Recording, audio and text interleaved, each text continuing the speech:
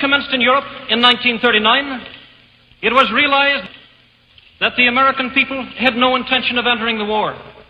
But they believed that this country could be enticed into the war in very much the same way that it was enticed into the last one. They planned, first, to prepare the United States for foreign war under the guise of American defense. Second, to involve us in the war step by step without our realization. Third, to create a series of incidents which would force us into the actual conflict. These plans were, of course, to be covered and assisted by the full power of their propaganda. Our theaters soon became filled with plays portraying the glory of war. Newsreels lost all semblance of objectivity, and they have used the war to justify the restriction of congressional power and the assumption of dictatorial procedures on the part of the President and his appointees. A fear campaign was inaugurated. We cannot allow the natural passions and prejudices of other peoples to lead our country to destruction.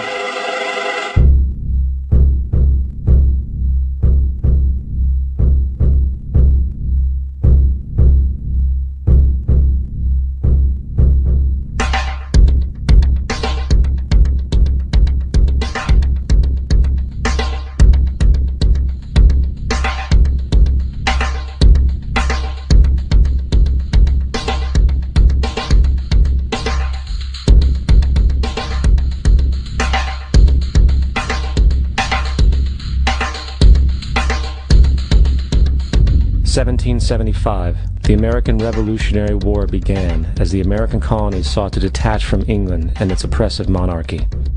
Though many reasons are cited for the revolution, one in particular sticks out as the prime cause: that King George III of England outlawed the interest-free, independent currency the colonies were producing and using for themselves, in turn forcing them to borrow money from the Central Bank of England at interest, immediately putting the colonies into debt. And, as Benjamin Franklin later wrote, the refusal of King George III to allow the colonies to operate an honest money system which freed the ordinary man from the clutches of the money manipulators was probably the prime cause of the revolution. In 1783, America won its independence from England. However, its battle against the central bank concept and the corrupt, greed-filled men associated with it had just begun. So what is a central bank? A central bank is an institution that produces the currency of an entire nation. Based on historical precedent, two specific powers are inherent in central banking practice: the control of interest rates and the control of the money supply, or inflation. The central bank does not simply supply a government's economy with money, it loans it to them at interest. Then, through the use of increasing and decreasing the supply of money, the central bank regulates the value of the currency being issued. It is critical to understand that the entire structure of this system can only produce one thing in the long run: debt. It doesn't take a lot of ingenuity to figure this scam out. For every single dollar produced by the central bank is loaned at interest. That means every single dollar produced is actually the dollar plus a certain percent of debt based on that dollar. And since the central bank has the monopoly over the production of the currency for the entire country, and they loan each dollar out with immediate debt attached to it, where does the money to pay for the debt come from? It can only come from the central bank again, which means the central bank has to perpetually increase its money supply to temporarily cover the outstanding debt created, which in turn, since that new money is loaned out at interest as well, creates even more debt. The end result of this system without fail is slavery, for it is impossible for the government and thus the public to ever come out of the self-generating debt. The founding fathers of this country were well aware of this.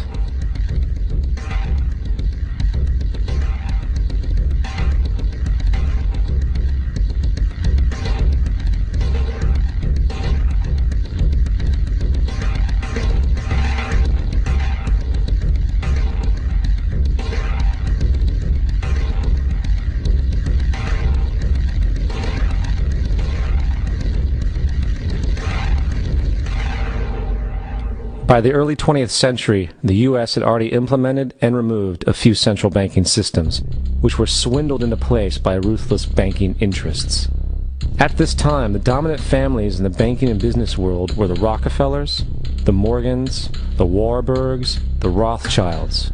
And in the early 1900s, they sought to push once again legislation to create another central bank. However, they knew the government and public were very weary of such an institution, so they needed to create an incident to affect public opinion. So, J.P. Morgan, publicly considered a financial luminary at the time, exploited his mass influence by publishing rumors that a prominent bank in New York was insolvent or bankrupt. Morgan knew this would cause mass hysteria, which would affect other banks as well. And it did. The public, in fear of losing their deposits, immediately began mass withdrawals.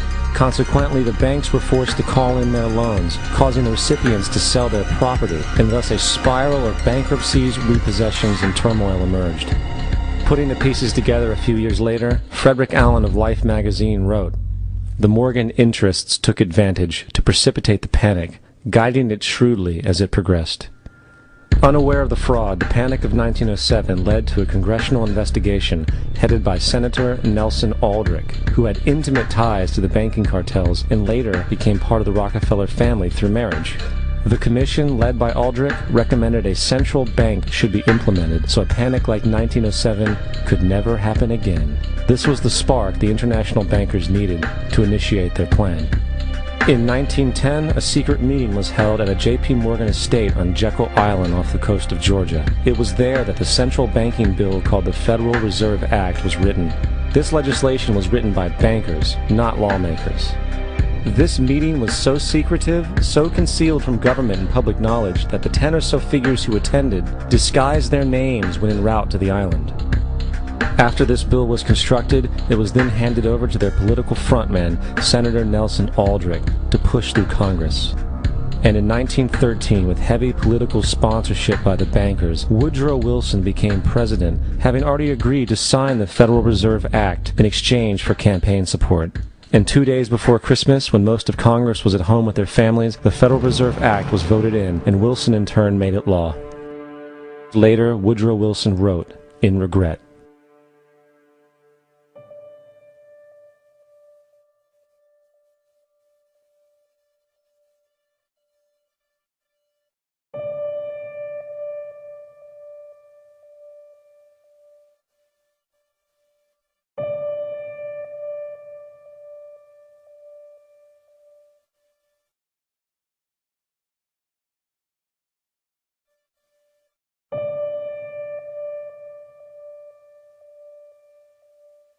Congressman Louis McFadden also expressed the truth after the passage of the bill. A world banking system was being set up here, a superstate controlled by international bankers, acting together to enslave the world for their own pleasure. The Fed has usurped the government. Now, the public was told that the Federal Reserve System was an economic stabilizer, and inflation and economic crises were a thing of the past. Well, as history has shown, nothing is further from the truth. The fact is, the international bankers now had a streamlined machine to expand their personal ambitions. It's alive! It's alive! It's alive! For example, from 1914 to 1919, the Fed increased the money supply by nearly 100%, resulting in extensive loans to small banks and the public. Then, in 1920, the Fed called in mass percentages of the outstanding money supply, thus resulting in the supporting banks having to call in huge numbers of loans, and, just like 1907, bank runs, bankruptcy, and collapse occurred.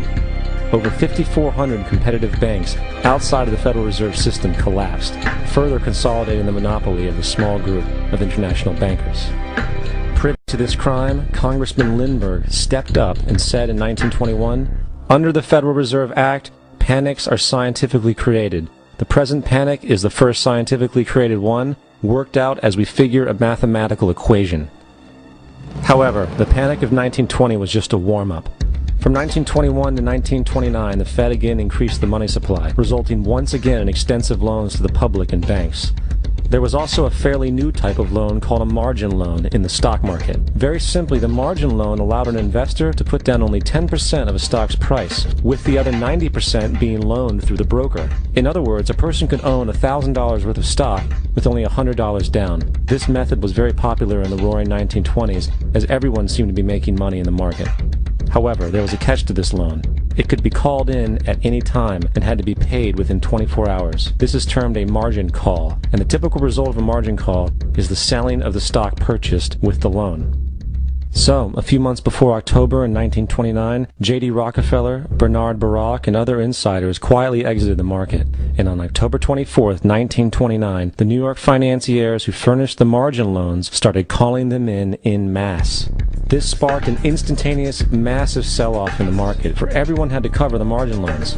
It then triggered mass bank runs for the same reason, in turn collapsing over 16,000 banks, enabling the conspiring international bankers to not only buy up rival banks at a discount, but to also buy up whole corporations at pennies on the dollar. It was the greatest robbery in American history. But that didn't stop there. Rather than expanding the money supply in order to recover from this economic collapse, the Fed actually contracted it, fueling one of the largest depressions in history. Once again outraged, Congressman Louis McFadden, a longtime opponent of the banking cartels, began bringing impeachment proceedings against the Federal Reserve Board, saying of the crash and depression, "It was a carefully contrived occurrence. International bankers sought to bring about a condition of despair so that they might emerge the rulers of us all." Not surprisingly, and after 2 previous assassination attempts, McFadden was poisoned at a banquet before he could push for the impeachment. Now, having reduced the society to squalor, the Federal Reserve bankers decided that the gold standard should be removed. In order to do this, they needed to acquire the remaining gold in the system. So, under the pretense of helping to end the Depression, came the 1933 gold seizure. Under the threat of imprisonment for 10 years, everyone in America was required to turn in all gold bullion to the Treasury, essentially robbing the public of what little wealth they had left. And at the end of 1933, the gold standard was abolished. If you look at a dollar bill from before 1933, it says it is redeemable in gold. You look at a dollar bill today, it says it is legal tender, which means it is backed by absolutely nothing. It is worthless paper. The only thing that gives our money value is how much of it is in circulation. Therefore, the power to regulate the money supply is also the power to regulate its value, which is also the power to bring entire economies and societies to its knees.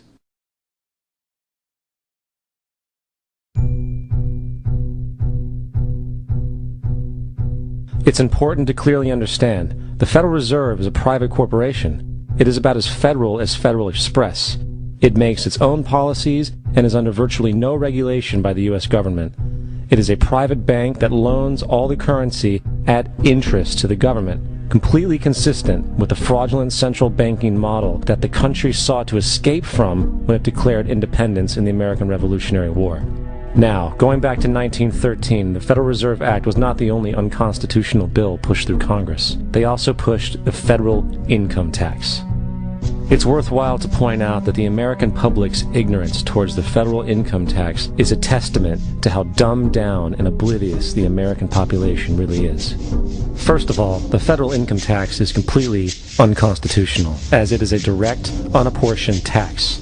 All direct taxes have to be apportioned to be legal based on the Constitution. Secondly, the required number of states in order to ratify the amendment to allow the income tax was never met, and this has even been cited in modern court cases.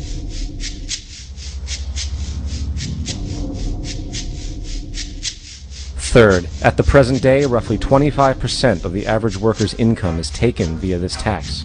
And guess where that money goes?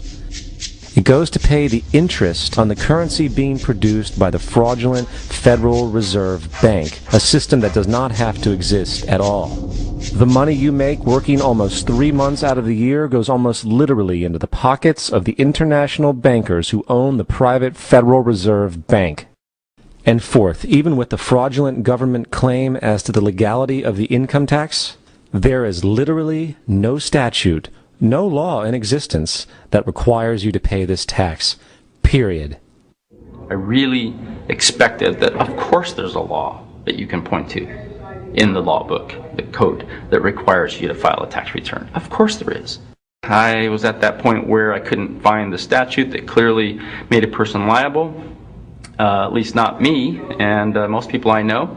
And I had no choice in my mind except to resign. Based on the research that I did throughout the year 2000 and that I'm still doing, I have not found that law. I've asked Congress, we've asked a lot of people in the IRS commissioners, helpers. They can't answer, because if they answer, the American people are going to know that this whole thing is a fraud. I haven't filed an federal income tax return since I left. I have not filed a tax return since 1999. The income tax is nothing less than the enslavement of the entire country. Now, the control of the economy and the perpetual robbery of wealth is only one side of the Rubik's Cube the bankers hold in their hands. The next tool for profit and control is war. Since the inception of the Federal Reserve in 1913, a number of large and small wars have commenced. The three most pronounced were World War I, World War II, and Vietnam. World War I. In 1914, European wars broke out centered around England and Germany. The American public wanted nothing to do with the war. In turn, President Woodrow Wilson publicly declared neutrality. However, under the surface, the U.S. administration was looking for any excuse it could find to enter it. In a noted observation by Secretary of State William Jennings, the large banking interests were deeply interested in the World War because of the wide opportunities for large profits. It's important to understand that the most lucrative thing that can happen for the international bankers is war, for it forces the country to borrow even more money from the Federal Reserve Bank at interest. Woodrow Wilson's top advisor and mentor was Colonel Edward House, a man with intimate connections with the international bankers who wanted in the war. In a documented conversation between Colonel House, Wilson's advisor, and Sir Edward Grey, the Foreign Secretary of England, regarding how to get America into the war, Grey inquired, "What will Americans do if Germans sink an ocean liner with American passengers on board?" House responded, "I believe that a flame of indignation would sweep the United States, and that by itself would be sufficient to carry us into war." So, on May 7, 1915, on essentially the suggestion of Sir Edward Grey, a ship called the Lusitania was deliberately sent into German-controlled waters, where German military vessels were known to be. And, as expected, German U-boats torpedoed the ship, exploding stored ammunition, killing 1,200 people. To further understand the deliberate nature of this setup, the German embassy actually put advertisements in the New York Times telling people that if they boarded the Lusitania, they did so at their own risk, as such a ship sailing from America to England through the war zone would be liable to destruction. In turn, and as anticipated, the sinking of the Lusitania caused a wave of anger among the American population, and America entered the war a short time after. The First World War caused 323,000 American deaths. J.D. Rockefeller made $200 million off of it. Not to mention the war cost about $30 billion for America, most of which was borrowed from the Federal Reserve Bank at interest, furthering the profits of the international bankers. World War II. On December 7, 1941, Japan attacked the American fleet at Pearl Harbor, triggering our entry into that war. President Franklin D. Roosevelt declared the attack was a day that will live in infamy. A day of infamy indeed, but not because of the alleged surprise attack on Pearl Harbor. After 60 years of surfacing information, it is clear that not only was the attack on Pearl Harbor known weeks in advance, it was outright wanted and provoked. Roosevelt, whose family had been New York bankers since the 18th century, whose uncle Frederick was on the original Federal Reserve Board, was very sympathetic to the interests of the international bankers, and the interest was to enter the war, as we've seen, nothing is more profitable for international bankers than war. In a journal entry by Roosevelt's Secretary of War Henry Stimson, dated November 25, 1941, he documented a conversation he had with Roosevelt. The question was, how should we maneuver them into firing the first shot? It was desirable to make sure the Japanese be the ones to do this, so that there should remain no doubt as to who were the aggressors. In the months leading up to the attack on Pearl Harbor, Roosevelt had done almost everything in his power to anger the Japanese, showing a posture of aggression. He halted all of Japan's imports of American petroleum. He froze all the Japanese assets in the United States. He made public loans to nationalist China and supplied military aid to the British, both enemies of Japan in the war, which, by the way, is completely in violation of international war rules. And on December 4th, 3 days before the attack, Australian intelligence told Roosevelt about a Japanese task force moving towards Pearl Harbor. Roosevelt ignored it. So, as hoped and allowed, on December 7, 1941, Japan attacked Pearl Harbor, killing 2,400 soldiers. Before Pearl Harbor, 83% of the American public wanted nothing to do with the war. After Pearl Harbor, 1 million men volunteered for the war. It is important to note, Nazi Germany's war effort was largely supported by two organizations, one of which was called IG Farben. IG Farben produced 84% of Germany's explosives, and even the Zyklon B used in the concentration camps to kill millions.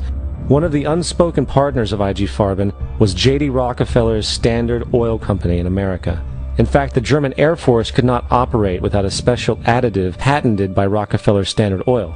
The drastic bombing of London by Nazi Germany, for example, was made possible by a $20 million sale of fuel to IG Farben by the Rockefeller Standard Oil Company. This is just one small point on the topic of how American business funded both sides of World War II. One other treasonous organization worth mentioning is the Union Banking Corporation of New York City. Not only did it finance numerous aspects of Hitler's rise to power, along with actual materials during the war, it was also a Nazi money laundering bank, which was eventually exposed for having millions of dollars of Nazi money in its vaults. The Union Banking Corporation of New York was eventually seized for violations of the Trading with the Enemy Act. Guess who the director and vice president of the Union Bank was? Prescott Bush, our current president's grandfather, and of course our former president's father. Keep that in mind when considering the moral and political dispositions of the Bush family. Vietnam. The United States' official declaration of war on North Vietnam in 1964 came after an alleged incident involving two U.S. destroyers being attacked by North Vietnamese PT boats in the Gulf of Tonkin. This was known as the Gulf of Tonkin incident. This single situation was the catalytic pretext for massive troop deployment and full-fledged warfare. One problem, however, the attack on the U.S. destroyers by Vietnamese PT boats never happened. It was a completely staged event to have an excuse to enter the war. Former Secretary of Defense Robert McNamara stated years later that the Gulf of Tonkin incident was a mistake, while many other insiders and officers have come forward, relaying that it was a contrived farce, a complete lie. Once in the war, it was business as usual. In October 1966, President Lyndon Johnson lifted trading restrictions on the Soviet bloc, knowing full well that the Soviets were providing upwards of 80% of North Vietnam's war supplies. Consequently, Rockefeller interests financed factories in the Soviet Union, which the Soviets used to manufacture military equipment and send it to North Vietnam. However, the funding of both sides of this conflict was only one side of the coin. In 1985, Vietnam's rules of engagement were declassified. This detailed what American troops were and were not allowed to do in the war. It included absurdities like North Vietnamese anti-aircraft missile systems could not be bombed until they were known to be fully operational. No enemy could be pursued once they crossed the border of Laos or Cambodia. And most revealing of all, the most critical strategic targets were not allowed to be attacked unless initiated by high military officials. Apart from these imposed ludicrous limitations, North Vietnam was informed of these restrictions and therefore could base entire strategies around the limitations of the American forces. This is why the war went on so long. And the bottom line is this: the Vietnam War was never meant to be won, just sustained. This war for profit resulted in 58,000 American deaths and 3 million dead Vietnamese. So, where are we now? September 11th was the jumpstart for what is now an accelerated agenda by the ruthless elite. It was a staged war pretext no different than the sinking of the Lusitania, the provoking of Pearl Harbor, and the Gulf of Tonkin lie. In fact, if 9/11 wasn't a planned war pretext, it would be an exception to the rule. It has been used to launch two unprovoked illegal wars, one against Iraq and one against Afghanistan. However, 9/11 was a pretext for another war as well, the war against you. The Patriot Act, Homeland Security, the Military Tribunals Act, and other legislations are all completely and entirely designed to destroy your civil liberties and limit your ability to fight back against what is coming. Currently in the United States, unannounced to most brainwashed Americans, your home can be searched without a warrant, without you being home. You can in turn be arrested with no charges revealed to you, detained indefinitely with no access to a lawyer, and legally tortured, all under the suspicion that you might be a terrorist. If you need a painted picture of what is happening in this country, let's recognize how history repeats itself. In February 1933, Hitler staged a false flag attack, burning down his own German parliament building, the Reichstag, and blamed it on communist terrorists. In the next few weeks, he passed the Enabling Act, which completely eradicated the German Constitution, destroying people's liberties. He then led a series of preemptive wars, all justified to the German people as necessary to maintaining homeland security.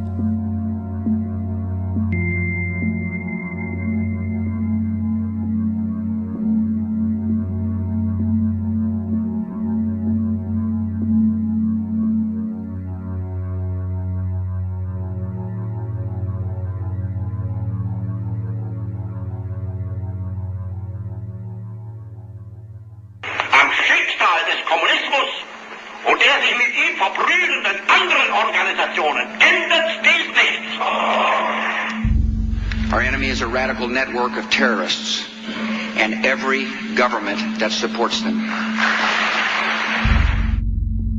It's time to wake up. The people in power go out of their way to make sure that you are perpetually misled and manipulated. The majority's perception of reality, especially in the political arena, is not their own. It is shrewdly imposed upon them without them even knowing it. For example, the public at large actually believes the invasion of Iraq is going badly, as sectarian violence doesn't seem to stop. What the public fails to see is that the destabilization of Iraq is exactly what the people behind the government want. This war is to be sustained so the region can be divided up, domination of the oil maintained, continual profits reaped for the defense contractors, and most importantly, permanent military bases established to be used as a launching pad against other oil-bearing, non-conforming countries such as Iran and Syria. For further implication that the civil war and destabilization is purely intentional, in 2005, 2 elite British SAS officers were arrested by Iraqi police after being caught driving around in their car shooting at civilians while dressed up as Arabs. After being arrested and taken to a jail in Basra, the British Army immediately requested the release of these men. When the Basra government refused, British tanks came in and physically broke out the men from the Basra prison. If you wish to destroy an area, how do you do it? Well, there are 2 ways. You can go in there and bomb it and so forth, but that is not very efficient. What you do is you try to get the people in that area to kill each other and to destroy their own territory, their own farms. And that's what's been done in that area. The way in which you destroy an opponent is get him to destroy himself by dividing his ranks against one another. Then you feed both sides. You have agents feeding both sides, inflaming both sides. And they kill each other off. And it's time that some of us woke up to this reality, to understand that people who try to maintain empires and create empires do it by manipulating the people they're trying to conquer. You might want to ask yourself why the entire culture is utterly saturated with mass media entertainment from all sides, while the educational system in America continues its stupefying downward slide since the U.S. government decided to take over and subsidize the public school system. What your government pays for, it gets. When we understand that, then we look at government-financed institutions of education and see the kind of students and the kind of education that's being turned out by these government-financed schools. Logic will tell you that if what is being turned out in those schools was not in accord with what the state and the federal government wanted, then it would change it. The bottom line is that the government is getting what they have ordered. They do not want your children to be educated. They do not want you to think too much.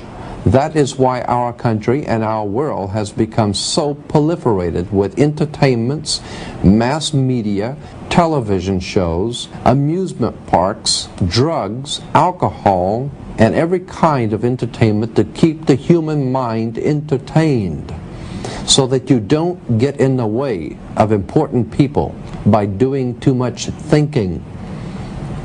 You had better wake up and understand that there are people who are guiding your life and you don't even know it. We're in a lot of trouble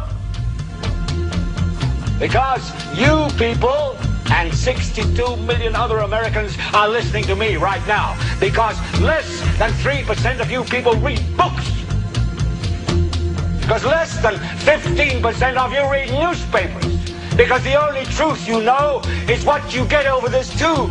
Right now, there is an entire generation that never knew anything that didn't come out of this tube. This tube is the gospel, the ultimate revelation.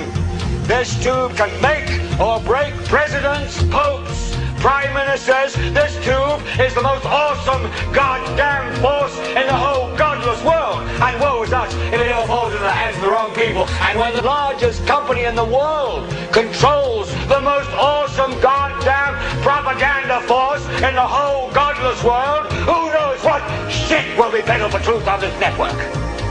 So you listen to me. Listen to me. Television is not the truth. Television is a goddamn amusement park.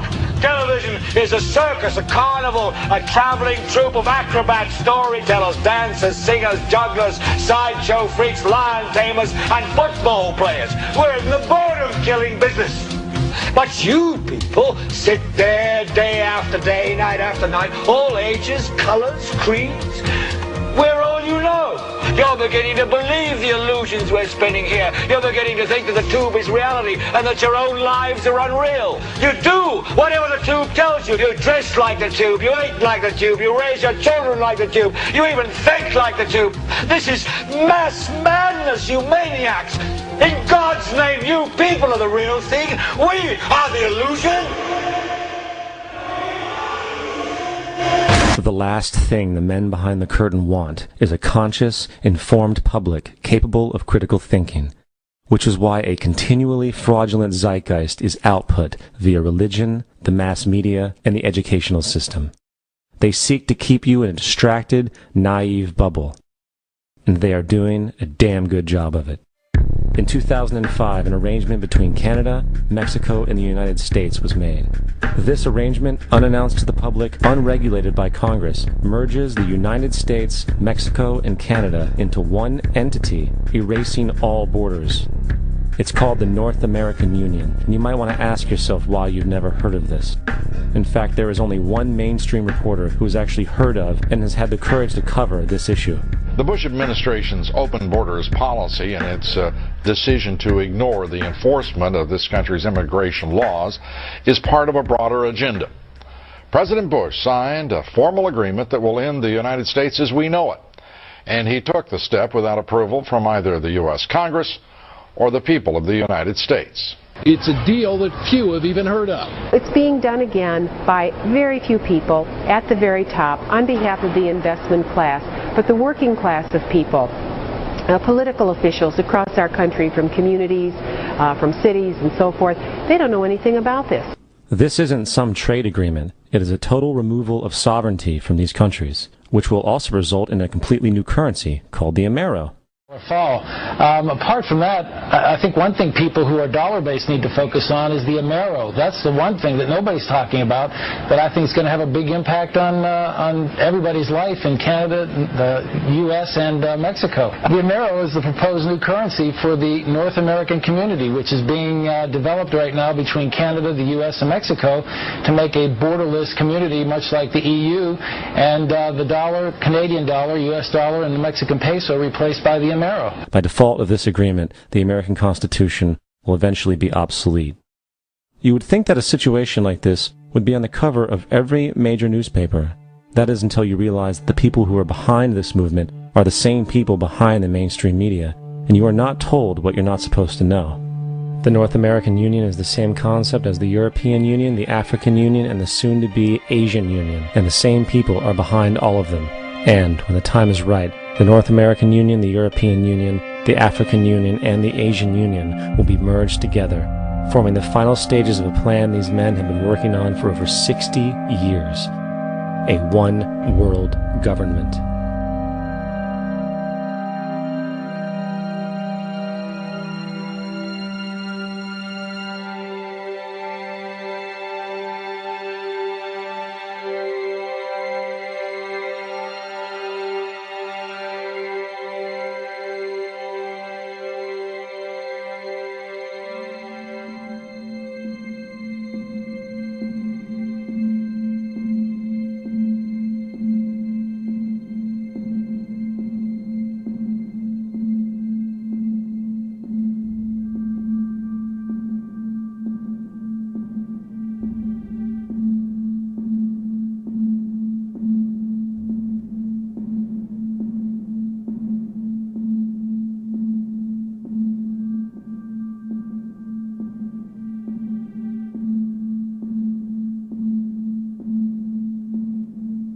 One bank, one army, one center of power. And if we have learned anything from history, it is that power corrupts, and absolute power corrupts absolutely. This is Aaron Russo, a filmmaker and former politician. To his left is Nicholas Rockefeller of the infamous Rockefeller banking and business dynasty. After maintaining a close friendship with Nicholas Rockefeller, Aaron eventually ended the relationship, appalled by what he had learned about the Rockefellers and their ambitions. I got a call one day from an attorney woman I knew, and she said, "Would you like to meet one of the Rockefellers?" I said, "Sure, I'd love to." And we became friends, and he began to divulge a lot of things to me.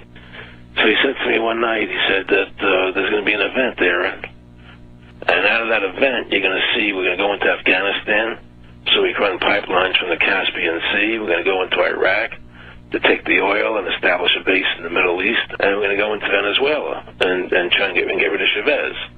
And the first two they've accomplished. Chavez they didn't accomplish. And he said you're going to see guys going into caves looking for looking for people that they're never going to find. You know, he was laughing about the fact that you have this war on terror. There's no real enemy. He's talking about how by having this war on terror, you can never win it because so it's an eternal war. And so you can always keep taking people's liberties away. And I said, how are you going to convince people that this war is real? He said, but the media can convince everybody it's real. I mean, you know, it's just that you keep talking about things. You keep saying it over and over and over again, and eventually people believe it. You know, you created the Federal Reserve in 1913 through lies. You create 9/11, which is another lie. Through 9/11, then you're fighting a war on terror, and now all of a sudden you go into Iraq, which was another lie, and now they're going to do Iran. You know, and it's all one thing leading to another, leading to another, leading to another. Now, I would say to them, what are you doing this for? What's the point of this thing? You have all the money in the world you ever want. You have all the power. I said, you know, you're hurting people. It's not a good thing. And he would say, what do you care about the people for? Take care of yourself and you take care of your family. And then I said to him, what are the ultimate goals here? He said, the ultimate goal is to get everybody in this world chipped with the RFID chip and have all money be on those chips and everything on those chips. And if anybody wants to protest what we do or violate what we want, we just turn off their chip. That's right, microchipped. In 2005, Congress, under the pretense of immigration control and the so-called war on terrorism, passed the Real ID Act, under which it is projected by May 2008, you will be required to carry around a federal identification card, which includes on it a scannable barcode with your personal information. However, this barcode is only an intermediary step before the card is equipped with a VeriChip RFID tracking module, which will use radio frequencies to track your every move on the planet. If this sounds foreign to you, please note that the RFID tracking chip is already in all new American passports. And the final step is the implanted chip, which many people have already been manipulated into accepting under different pretenses. We have a Florida family who are really pioneers in a brave new world. They have volunteered to be the first ever to have microchip identification devices implanted into their body. After 9/11, I was really concerned with the security of my family. I wouldn't mind having something planted permanently in my arm that would identify me. In the end, everybody will be locked into a monitored control grid where every single action you perform is documented. And if you get out of line, they can just turn off your chip, for at that point in time, every single aspect of society will revolve around interactions with the chips. This is the picture that is painted for the future if you open your eyes to see it. A centralized one-world economy where everyone's moves and everyone's transactions are tracked and monitored, all rights removed. The most incredible aspect of all. These totalitarian elements will not be forced upon the people. The people will demand them. For the social manipulation of society through the generation of fear and division has completely detached humans from their sense of power and reality. A process which has been going on for centuries, if not millennia. Religion, patriotism, race, wealth, class, and every other form of arbitrary, separatist identification and thus conceit has served to create a controlled population, utterly malleable in the hands of the few. Divide and conquer is the motto, and as long as people continue to see themselves as separate from everything else, they lend themselves to being completely enslaved. The men behind the curtain know this, and they also know that if people ever realize the truth of their relationship to nature and the truth of their personal power, the entire manufactured zeitgeist they prey upon will collapse like a house of cards.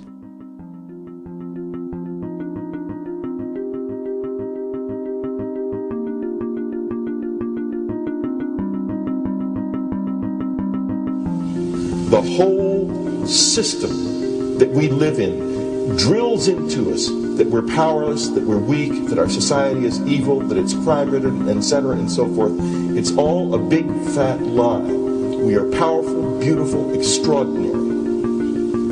There is no reason why we cannot understand who we truly are, where we are going. There is no reason why the average individual cannot be fully empowered. We are incredibly powerful beings. You know, I think I spent 30 years of my life, in the first 30, trying to become something. I wanted to become good at things. I wanted to become good at tennis. I wanted to become good at school and grades and everything I kind of viewed in that perspective. I'm not okay the way I am, but if I got good at things, you realize that I had the game wrong. The game was to find out what I already was.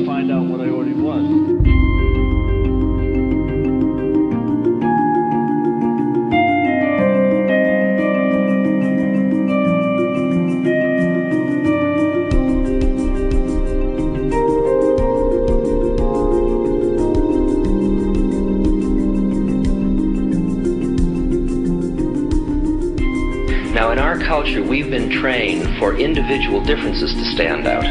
So you look at each person, immediately it is brighter, dumber, older, younger, richer, poorer, and we make all these dimensional distinctions, put them in categories and treat them that way. And we get so that we only see others as separate from ourselves in the ways in which they're separate. And one of the dramatic characteristics of experience is being with another person and suddenly seeing the ways in which they are like you, not different from you. And experiencing the fact that that which is essence in you and which is essence in me is indeed one. The understanding that there is no other. It is all one. And I wasn't born Richard Albert, I was just born as a human being. And then I learned this whole business of who I am and whether I'm good or bad or achieving or not. All that's learned along the way.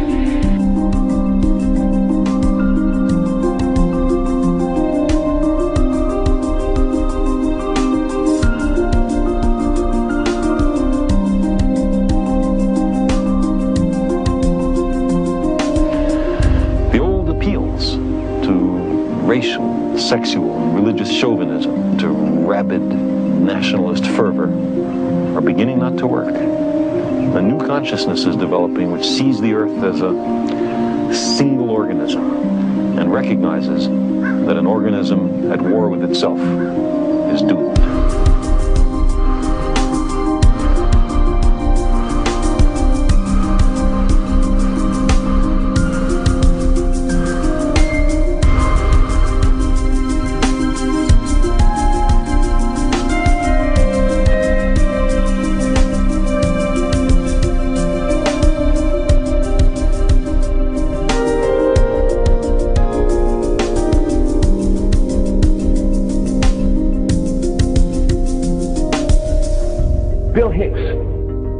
Finish his shows with this.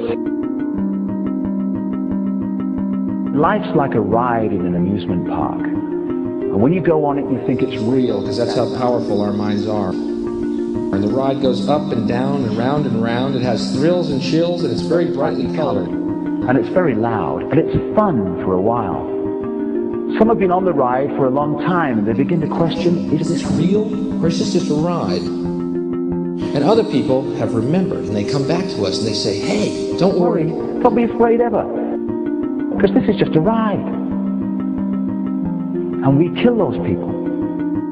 Shut him up, I've got a lot invested in this ride. Shut him up! Look at my furrows of worry. Look at my big bank account. My family, this has to be real. It's just a ride. But we will kill those good guys who try and tell us that. You ever notice that? And let the demons run amok? But it doesn't matter, because it's just a ride, and we can change it anytime we want. It's only a choice. No effort, no work, no job, no savings of money. Just a choice right now between fear